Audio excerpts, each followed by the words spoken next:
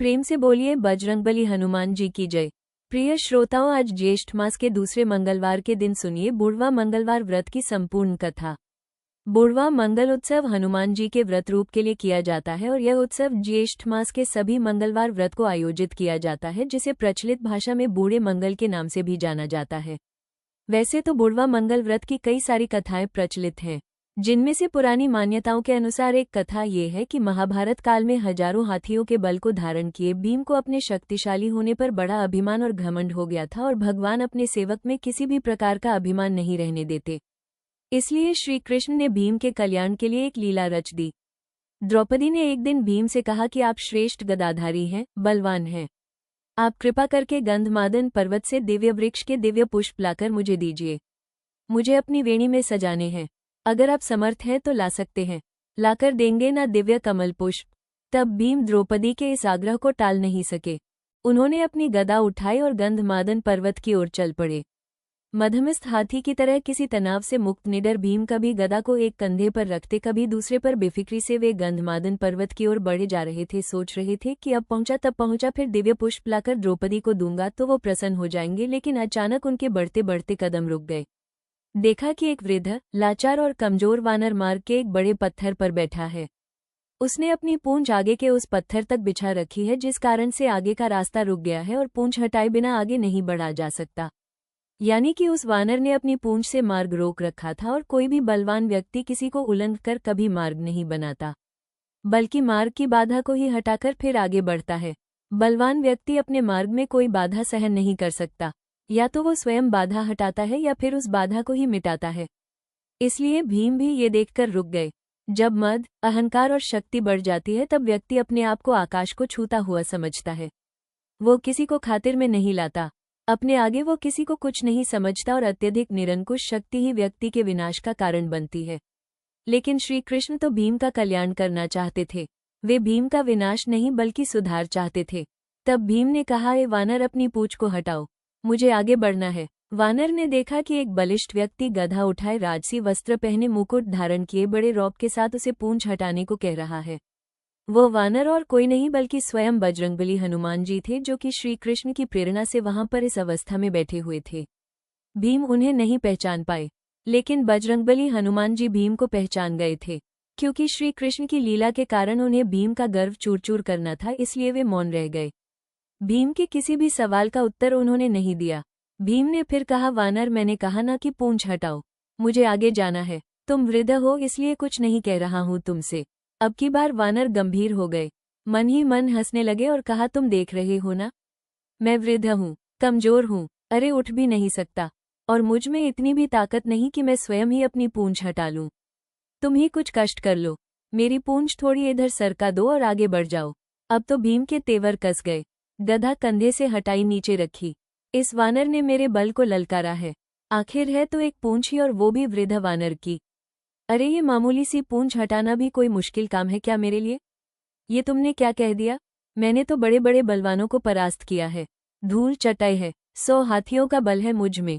ऐसा कहकर भीम ने अपने बाएं हाथ से उन वृद्ध वानर की पूंछ को यूं पकड़ा, मानो एक तिनके को पकड़ रहा है, कि उठाया और हवा में उड़ा दिया। लेकिन भीम से तो वो पूंछ हिल तक नहीं सकी। अब भीम हैरान हुए। फिर उन्होंने दाएं हाथ से पूंछ को हटाना चाहा, लेकिन दाएं हाथ से भी पूंछ तिल मात्र भी नहीं हिली। फिर भीम ने उन वानर की तरफ देखा। वानर मुस्कुरा रहे थे। ये देखकर भीम को क्रोध आ गया। अब की बार भीम ने अपने दोनों हाथों से भरपूर जोर लगाया। फिर तब भी पूंछ नहीं हिली तो एक पांव को पत्थर पर रखकर उसका सहारा लेकर फिर जोर लगाया। 2 बार, 3 बार, लेकिन हर बार भीम हताश हो गए। जिस पूंछ को भीम ने मामूली और कमजोर वानर की पूंछ समझा था, उसने तो उनके पसीने छुड़वा दिए और भीम थककर निढाल होकर एक तरफ खड़े हो गए। सोचने लगे, यह कोई मामूली वृद्ध वानर नहीं है और न ही यह कोई साधारण वानर है। अवश्य ही यह कोई दिव्य शक्ति है और इस असीम शक्ति का मैं सामना नहीं कर पाऊंगा। विनम्र और झुका हुआ व्यक्ति ही कुछ पाता है, वरना अकड़ तो उसे ले डूबती है। भीम ने जब बार बार प्रयास किया, अब तो भीम वाकई उस वानर के सामने कमजोर लगने लगे। उनका सारा मद और अहंकार चूर चूर हो गया, और जब मद और अहंकार मिटता है तभी तो भगवान की कृपा होती है। भीम ने कहा, मैं आपको पहचान नहीं सका। जिसकी पूंछ तक को मैं नहीं हिला सका वो कोई साधारण वानर तो नहीं हो सकता। मुझे क्षमा करें, कृपया मुझे अपना वास्तविक परिचय दीजिए। तब वो वानर उठ खड़े हुए, आगे बढ़े और उन्होंने भीम को गले लगा लिया और कहा, भीम, मैं तो तुम्हें पहचान गया था। मैं पवन पुत्र हनुमान हूँ, श्री राम का सेवक। श्री राम का सेवक होने के सिवा मेरी और कोई पहचान नहीं, और उन्हीं के आदेश पर मैं इस मार्ग में लेटा हुआ हूँ ताकि तुम्हें तुम्हारी असलियत बता दूं। रिश्ते में मैं तुम्हारा बड़ा भाई हूँ, इसलिए बड़े भाई का कर्तव्य निभाते हुए प्रभु के आशीर्वाद से तुम्हें याद दिला रहा हूँ कि शक्ति का, अपनी ताकत का अभिमान मत करो, क्योंकि यह ताकत और बल तुम्हारा नहीं, भगवान ने ही इसे दिया है, और यह शरीर भी तो परमात्मा ने ही दिया है, और जो चीज़ परमात्मा की है वो किसी और की कैसे हो सकती है। इसलिए जो जिसने दिया है उसके लिए उसी का धन्यवाद करना चाहिए। परमात्मा की शक्ति के सिवा किसी की क्या शक्ति हो सकती है। वानर राज के मुख से ऐसी बातें सुनकर भीम की आंखें खुल गई। त्रेता युग की श्री राम और हनुमान जी की वीर गाथाएं याद आ गई। प्रेम से, श्रद्धा से भीम की आंखें खुल गई, और भावों के इसी प्रवाह में भीम ने हनुमान जी को समुद्र लांघने के समय पर धारण किए गए विशाल रूप का दर्शन कराने का अनुरोध कर दिया। तब हनुमान जी ने श्री राम की कृपा से अपना आकार वैसा ही बढ़ाया जैसा उन्होंने 100 योजन समुद्र लांघने के समय धारण किया था। ये देखकर भीम हैरान रह गए। वो कभी हनुमान जी के चरणों में देखते तो कभी उनके आकाश छूते मस्तक को, जिसे वो देख ही नहीं पा रहे थे। तब हनुमान जी ने कहा कि भीम, मेरे इस रूप को तुम नहीं देख पा रहे, लेकिन मैं तो प्रभु श्री राम की कृपा से इससे भी बड़ा रूप धारण कर सकता हूँ। हे पांडुवीर, मैं हनुमान ही हूँ। वानश्रेष्ठ, मुझसे बढ़कर भाग्यवान और कौन होगा जो मुझे आपके दर्शन प्राप्त हुए। ऐसा कहकर फिर भीमसेन ने हनुमान जी को दंडवत प्रणाम किया। मारुति नंदन ने भी आशीर्वाद देते हुए कहा कि भीम, युद्ध के समय तुम्हारे भाई अर्जुन के रथ पर उड़ने वाली ध्वजा पर मैं विद्यमान रहूंगा।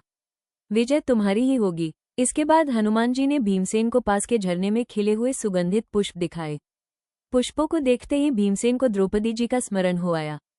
उन्होंने जल्दी से पुष्प तोड़े और बड़ी तेजी से वे आश्रम की ओर लौट गए। ये थी बुढ़वा मंगलवार व्रत की पहली कथा। अब सुनिए दूसरी कथा। प्राचीन समय की बात है। किसी नगर में एक ब्राह्मण दंपत्ति रहते थे।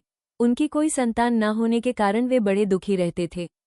हर मंगलवार वो ब्राह्मण वन में हनुमान जी की पूजा करने के लिए जाया करते। वो पूजा करके बजरंगबली से पुत्र की कामना किया करते थे। उनकी पत्नी भी पुत्र प्राप्ति के लिए मंगलवार का व्रत करती थी। वो मंगलवार के दिन व्रत के अंत में हनुमान जी को भोग लगाकर ही भोजन करती थी। एक बार व्रत के दिन ब्राह्मणी ने भोजन नहीं बनाया। किसी कारण से उनके घर में अन्न नहीं जुट पाया, जिस कारण वे भगवान को भोग नहीं लगा पाई और न ही वे स्वयं भोजन ग्रहण कर पाई। तब उन्होंने प्रण किया कि वो अगले मंगलवार को हनुमान जी को भोग लगाकर ही भोजन करेगी। इस तरह भूखी प्यासी वो 6 दिन तक पड़ी रही। फिर मंगलवार के दिन वो मूर्छित हो गई। हनुमान जी उस ब्राह्मणी की श्रद्धा और भक्ति देखकर बड़े प्रसन्न हुए। उन्होंने आशीर्वाद स्वरूप ब्राह्मणी को एक पुत्र दिया और कहा कि यह तुम्हारी बहुत सेवा करेगा। बालक को पाकर ब्राह्मणी बहुत प्रसन्न हुई। उसने बालक का नाम मंगल रखा। कुछ समय के बाद जब वो ब्राह्मण घर आया तो उसने बालक को देखा और पूछा कि यह कौन है। तब पत्नी बोली कि मंगलवार व्रत से प्रसन्न होकर हनुमान जी ने उसे ये बालक दिया है। ये सुनकर ब्राह्मण को अपनी पत्नी की बात पर विश्वास नहीं हुआ और फिर एक दिन अवसर पाकर ब्राह्मण ने उस बालक को कुएं में गिरा दिया। घर लौटने पर ब्राह्मणी ने पूछा कि मंगल कहाँ है। तभी पीछे से मंगल मुस्कुराता हुआ आया। उसे वापस आया देखकर ब्राह्मण चौंक गया।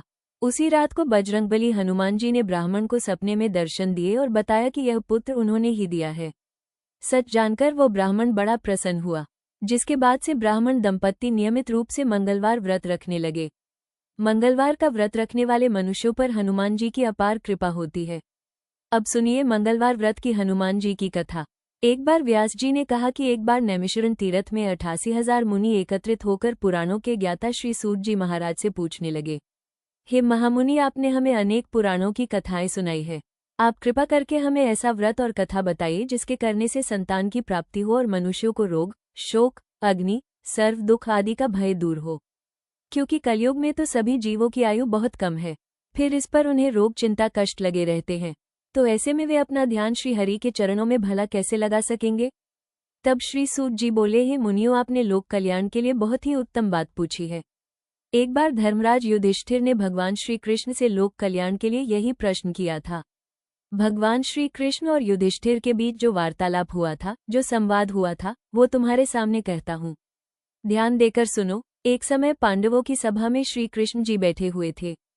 तब युधिष्ठिर महाराज ने भगवान श्री कृष्ण से प्रश्न किया, हे गोविंद, हे माधव, आपने मुझे अनेकों कथाएं सुनाई हैं। आज आप कृपा करके ऐसा व्रत या कथा सुनाइए जिसके करने से मनुष्य को रोग, चिंता का भय दूर हो और उसे पुत्र की प्राप्ति हो। हे प्रभु, बिना पुत्र के जीवन व्यर्थ है। पुत्र के बिना मनुष्य नरकगामी होता है। पुत्र के बिना मनुष्य पितृऋण से छुटकारा नहीं पा सकता और न ही उसका पुण्यग नामक नरक से उद्धार हो सकता है। इसलिए पुत्रदायक व्रत बतलाए। तब भगवान श्री कृष्ण इस प्रकार बोले, हे राजन, मैं एक प्राचीन इतिहास सुनाता हूँ, आप उसे ध्यानपूर्वक सुनो। कुंडलपुर नामक एक नगर था। उसमें नंदा नामक एक ब्राह्मण रहा करता था। भगवान की कृपा से उसके पास सब कुछ था, फिर भी वो बहुत दुखी था। इसका कारण ये था कि ब्राह्मण की पत्नी सुनंदा की कोई संतान नहीं थी। सुनंदा पतिव्रता थी, भक्तिपूर्वक श्री हनुमान जी की आराधना किया करती थी। मंगलवार के दिन व्रत करके अंत में भोजन बनाकर हनुमान जी को भोग लगाने के बाद स्वयं भोजन करती थी। एक बार मंगलवार के दिन वो ब्राह्मणी घर के काम की अधिकता के कारण हनुमान जी को भोग न लगा सकी, तो उसे इस बात पर बहुत दुख हुआ। उसने कुछ भी नहीं खाया और मन में प्रतिज्ञा की कि अब तो अगले मंगलवार को ही हनुमान जी को भोग लगाकर मैं अन्न जल ग्रहण करूंगी। ब्राह्मणी सुनंदा प्रतिदिन भोजन बनाती, श्रद्धापूर्वक पति को खिलाती, किंतु खुद भोजन नहीं करती और मन ही मन श्री हनुमान जी की आराधना किया करती थी। इसी प्रकार 6 दिन गुजर गए और ब्राह्मणी सुनंदा अपने निश्चय के अनुसार भूखी प्यासी निराहार रही। अगले मंगलवार को ब्राह्मणी सुनंदा प्रातःकाल ही मूर्छित होकर गिर पड़ी। ब्राह्मणी सुनंदा की इस असीम भक्ति के प्रभाव से बजरंगबली हनुमान जी बहुत प्रसन्न हुए और प्रकट होकर बोले, सुनंदा, मैं तेरी भक्ति से बहुत प्रसन्न हूँ, तू उठ और कोई वर मांग। सुनंदा अपने आराध्य देव श्री हनुमान जी को देखकर आनंद की अधिकता से विवल होकर श्री हनुमान जी के चरणों में गिरकर बोली, हे प्रभु, मेरी कोई संतान नहीं है, कृपा करके मुझे संतान प्राप्ति का आशीर्वाद दे दीजिए, तो आपकी अति कृपा होगी। तब बजरंगबली जी बोले, तेरी इच्छा अवश्य पूर्ण होगी, तुझे कन्या पैदा होगी, उसके अष्टांग प्रतिदिन सोना दिया करेंगे। ऐसा कहकर बजरंगबली हनुमान जी अंतर्ध्य हो गए। अब तो सुनंदा बहुत प्रसन्न हुई और सभी समाचार अपने पति से कह सुनाया। ब्राह्मण देव कन्या का वरदान सुनकर कुछ दुखी हुए, किंतु सोना मिलने की बात सुनी तो बहुत प्रसन्न हो गए। सोचा कि ऐसी कन्या के साथ तो मेरी निर्धनता भी दूर हो जाएगी। अब बजरंगबली जी की कृपा से वो ब्राह्मणी जल्दी ही गर्भवती हुई और 10वें महीने में उसे बहुत ही सुंदर पुत्री प्राप्त हुई। वो पुत्री अपने पिता के घर में ठीक उसी तरह से बढ़ने लगी जिस प्रकार शुक्ल पक्ष का चंद्रमा बढ़ता है। 10वें दिन ब्राह्मण ने उस बालिका का नामकरण संस्कार कराया। उसके कुल पुरोहित ने उस बालिका का नाम रत्नावली रखा, क्योंकि यह कन्या सोना प्रदान किया करती थी। इस कन्या ने पूर्व जन्म में बड़े ही विधान से मंगलदेव का व्रत किया था। रत्नावली का अष्टांग बहुत सा सोना देता था। उस सोने से नंदा ब्राह्मण बहुत जल्दी धनवान हो गया। अब उनके पास बहुत सारा धन था, जिस कारण वो ब्राह्मणी भी अभिमान करने लगी। समय बीतता रहा। अब रत्नावली 10 वर्ष की हो चुकी थी। एक दिन जब नंदा ब्राह्मण बहुत प्रसन्न था, तब सुनंदा ने अपने पति से कहा कि मेरी पुत्री रत्नावली विवाह के योग्य हो गई है, अतः आप कोई सुंदर और योग्य वर देखकर इसका विवाह करा दीजिए। ये सुनकर ब्राह्मण बोला, अभी तो रत्नावली बहुत छोटी है। तब ब्राह्मणी बोली, शास्त्रों की आज्ञा है कि कन्या 8 वर्ष में गौरी, 9 वर्ष में रहनी, 10वें वर्ष में कन्या, इसके बाद रजस्वला हो जाती है। गौरी के दान से पाताल लोक की प्राप्ति होती है, राहिणी के दान से बैकुंठ लोक की प्राप्ति होती है, कन्या के दान से इंद्रलोक में सुखों की प्राप्ति होती है। अगर हे पतिदेव रजस्वला का दान किया जाता है तो घोर नरक की प्राप्ति होती है। इस पर वो ब्राह्मण बोला कि अभी तो रत्नावली मात्र 10 ही वर्ष की है और मैंने तो 16-16 साल की कन्याओं के विवाह कराए हैं, अभी जल्दी क्या है। तब ब्राह्मणी सुनंदा कहने लगी, लगता है आपको बहुत अधिक लोभ हो गया है। शास्त्रों में कहा गया है कि माता पिता और बड़ा भाई रजस्वला कन्या को देखते हैं तो वो अवश्य ही नरकगामी होते हैं। तब ब्राह्मण बोला, अच्छी बात है, कल मैं अवश्य ही योग्य वर की तलाश में अपना दूत भेजूंगा। दूसरे दिन ब्राह्मण ने अपने दूत को बुलाया और आज्ञा दी कि जैसी सुंदर मेरी कन्या है वैसा ही सुंदर वर उसके लिए तलाश करो। अब वो दूत अपने स्वामी की आज्ञा पाकर निकल पड़ा। पनपई नगर में उसने एक सुंदर लड़के को देखा। ये बालक एक ब्राह्मण परिवार का बहुत गुणवान पुत्र था। इसका नाम था सोमेश्वर। दूत ने इस सुंदर और गुणवान ब्राह्मण पुत्र के बारे में अपने स्वामी को पूरा परिचय दिया।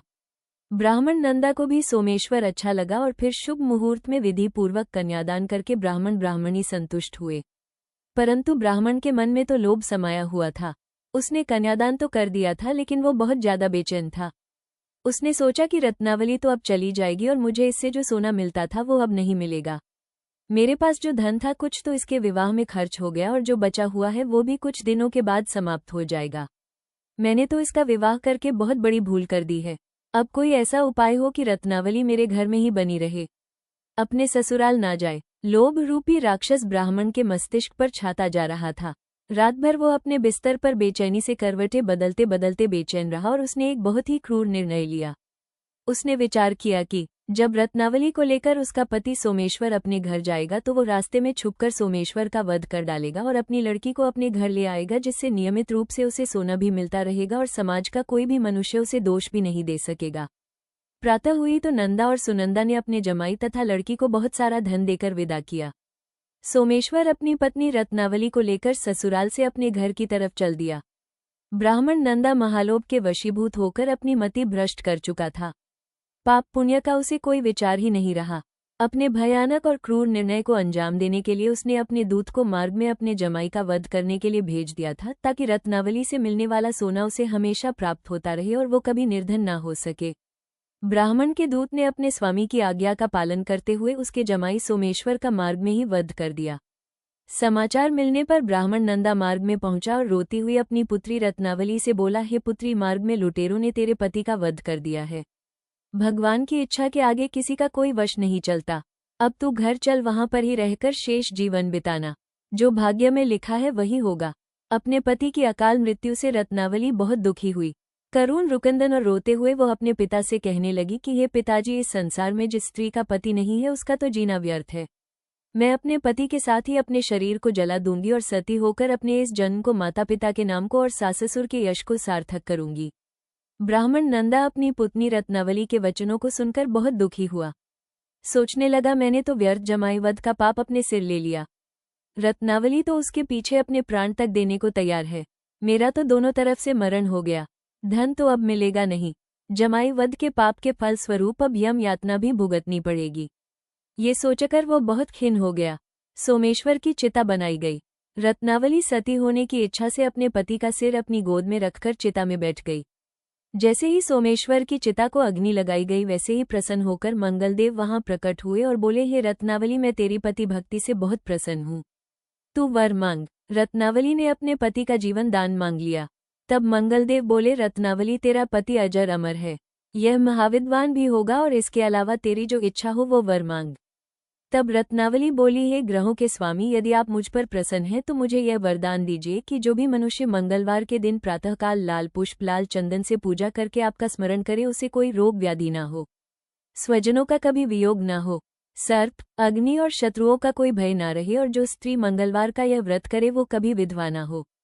तब मंगलदेव तथास्तु कहकर वहीं अंतर्ध्य हो गए। सोमेश्वर मंगलदेव की कृपा से जीवित हो उठा। अब रत्नावली अपने पति को पुनः प्राप्त कर बहुत प्रसन्न हुई और मंगलदेव का व्रत वो प्रत्येक मंगलवार को करके व्रतराज और मंगलदेव की कृपा से इस लोक में सुख ऐश्वर्य को भोगते हुए अंत में अपने पिता के साथ स्वर्ग लोक को गई। ये थी बुढ़वा मंगलवार व्रत की कथाएं। एक बार सभी प्रेम से बोलिए, सियापति रामचंद्र जी की जय, बजरंगबली हनुमान जी की जय। अपने आराध्य भगवान श्री राम जी की निष्काम सेवा के कठोर व्रत का पालन करने में बजरंगबली हनुमान जी अद्वितीय हैं। हनुमान जी का एक एक श्वास उनका जीवन केवल रामकाज के लिए ही है। उनकी वाणी राम राम के उच्चारण से निरंतर गूंजती रहती है। सीता जी की खोज के लिए हनुमान जी जब समुद्र पार कर रहे थे, उस समय जलमगन मैनाक पर्वत ऊपर उठा और उसने हनुमान जी से विश्राम कर लेने की प्रार्थना की। तब हनुमान जी ने उसे उत्तर दिया, राम काजुकी की बिनु मुही कहाँ विश्राम। हनुमान जी सेवा की मानो साकार प्रतिमा है और भगवान श्री राम के प्रति सेवा निष्ठा के संबंध में ये कह सकते हैं कि जैसे बाण को चाहिए धनुष और धनुष को बाण, ऐसे हनुमान को चाहिए राम और राम को हनुमान। अयोध्या में भगवान श्री राम जी का राज्याभिषेक होने के बाद हनुमान जी भी वहीं रहने लगे थे। उन्हें तो प्रभु श्री राम जी की सेवा का व्यसन था। सच्चे सेवा का लक्षण ही है कि वो आराध्य के चित्त की हर बात जान लिया करता है।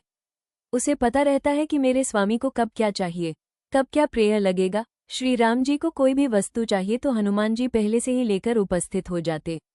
किसी कार्य किसी पदार्थ के लिए संकेत तक करने की आवश्यकता नहीं होती थी। हनुमान जी की सेवा का ये परिणाम हुआ कि भरत आदि भाइयों को श्री राम जी की सेवा का कोई भी अवसर प्राप्त करना बड़ा मुश्किल हो गया। इससे घबराकर सबने मिलकर एक योजना बनाई और श्री जानकी जी को अपनी ओर मिला लिया। प्रभु की समस्त सेवाओं की सूची बनाई गई। कौन सी सेवा कब कौन करेगा यह उसमें लिख दिया गया। अब जब हनुमान जी प्रातःकाल सरयू स्नान करने गए, तब इसी अवसर का लाभ उठाकर तीनों भाइयों ने वो सूची जिसमें सभी को सेवा सौंपी गई थी भगवान के सामने लाकर रख दी। भगवान ने देखा कि इतनी लंबी सूची में कहीं भी हनुमान जी का नाम नहीं है, यानी कि हनुमान जी को कोई भी सेवा नहीं दी गई। तब उन्होंने भी मुस्कुराते हुए उस योजना पर अपनी सहमति दे दी। हनुमान जी को इस बारे में कुछ भी पता नहीं था।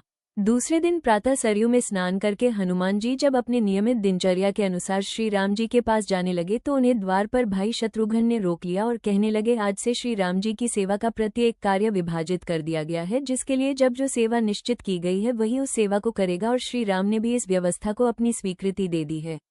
ये बात सुनकर हनुमान जी बोले, प्रभु ने अगर स्वीकृति दे दी है तो फिर भला उसमें कहना ही क्या है। बस सेवा की व्यवस्था बता दीजिए, मेरे हिस्से में जो सेवा आई है मैं उसे करता रहूंगा। सेवा की सूची सुना दी गई, लेकिन उसमें कहीं भी हनुमान जी का कोई नामोनिशान तक नहीं था, यानी कि उनको कोई सेवा ही नहीं दी गई थी, क्योंकि अब कोई सेवा बची ही नहीं थी। सूची सुनकर हनुमान जी ने कहा, इसका मतलब इस सूची में अब जो भी सेवा बच गई है वो मेरी रहेगी।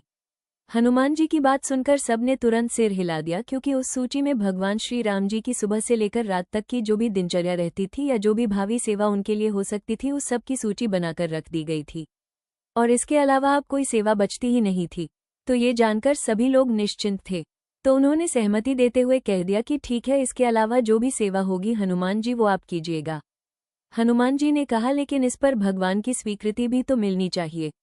भगवान श्री राम जी की हनुमान जी की तरफ देखा, देखकर कुछ सोचते हुए अपनी सहमति दे दी।